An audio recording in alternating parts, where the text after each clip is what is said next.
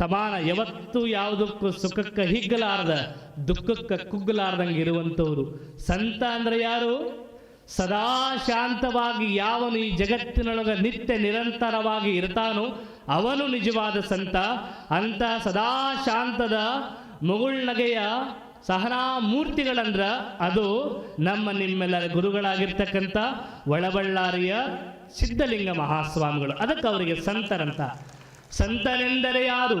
ದಿವ್ಯತೆಯ ಅರಿತವನು, ಸರಳತೆಯ ಸೂತ್ರದಲ್ಲಿ ಸುಖವ ಕಂಡವನು, ಮಮತೆ ಬಂಧನ ಕಳಚಿ ಬಲುದೂರ ನಿಂತವನು, ಸಂತನೆಂದರೆ ಯೋಗಿ ಮುದ್ದುರಾಮ ಅಂತ ಬರೀತಾರೆ ಕೇಶಿಶಿವ.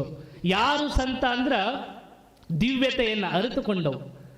ಏನು ದಿವ್ಯತೆ ಅಂದ್ರ ಸುಖ ದುಃಖ, ನೋವು ನಲಿವು, ಆನಂದ ನೋವು ಎಲ್ಲವನ್ನ ಸಮಾನವಾಗಿ ನೋಡು.